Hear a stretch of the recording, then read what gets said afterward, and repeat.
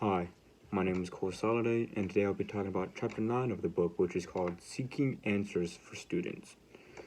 Now, in this chapter, it's mainly about lying in pursuit to get the truth.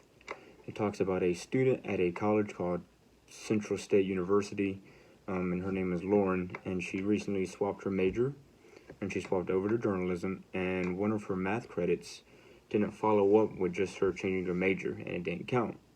So she asked other students around about their transferring credits, and she realized that a lot of transfer students have had it worse than her, because she simply just swapped majors and something didn't count, and other students transferred over from different colleges, and they said that 3, 5, one of them even had 10 classes that just didn't count over whenever they transferred to Central State University. And Lauren wanted to know more about this and why that was happening to all these students.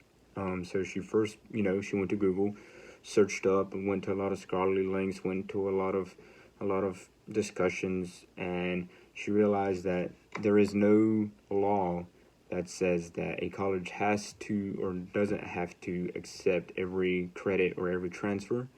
That there's no official ruling on how they do it. They just have to follow a certain criteria.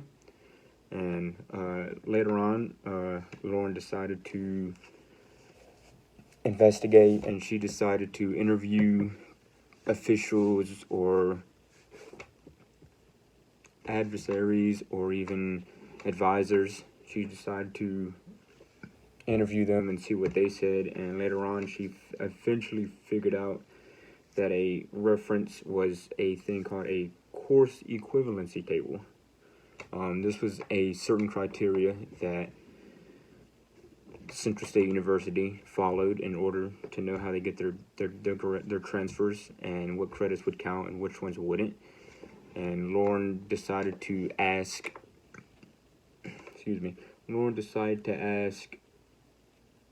the registrar office, and the registrar office didn't give her an answer at all. They just said that they have no answer, and that the table couldn't be provided to her, that they just couldn't do it.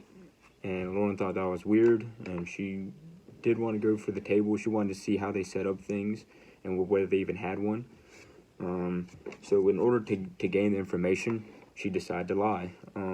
Later on in the chapter, she decided to be someone else.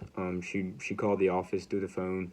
She changed her voice, changed her name, because she knew that if she called them again, they would know her voice. Or if she tried to say the same thing or just ask if they had a table, they would just say no comment or no information can be given, because they knew that it would be her, and they just don't want to give it because she represented herself as a journalist and as a writer, and they just didn't want to provide one. And Lauren was just trying to figure out why.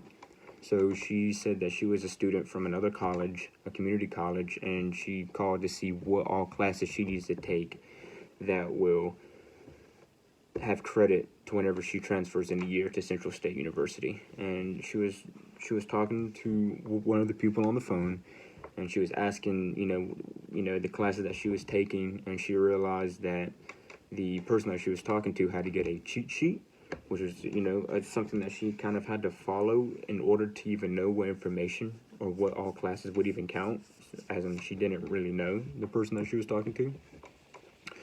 So Lauren, said classes that she'd be taking, and she figured that some would count, some didn't, and then she asked more about classes, and some would count and some didn't. That might have just been later on and to a degree.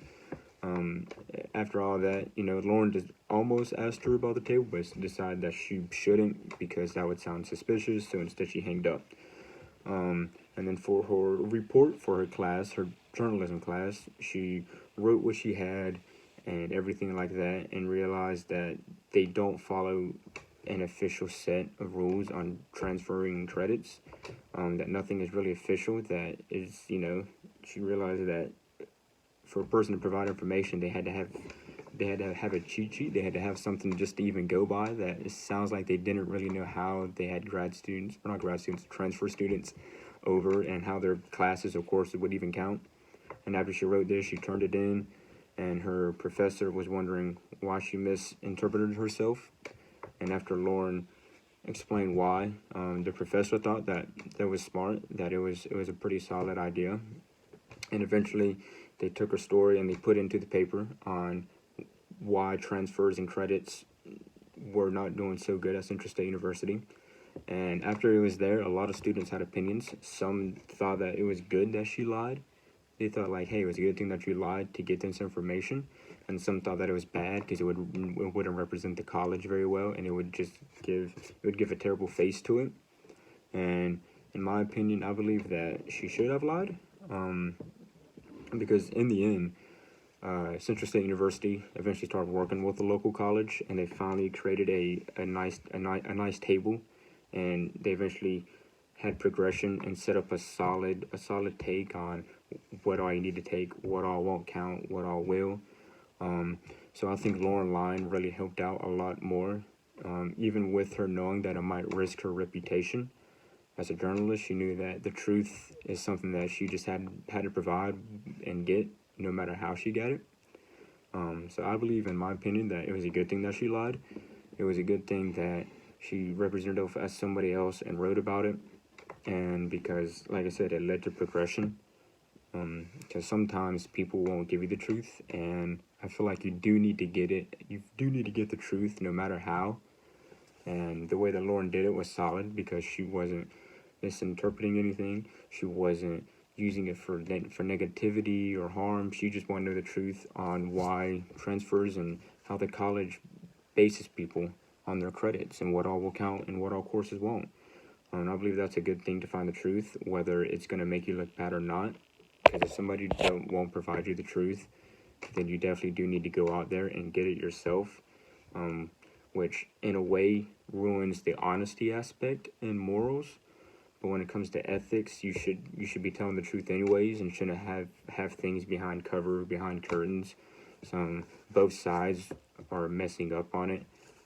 So I guess for both mess up, they both have to lift up equally. So one without the other.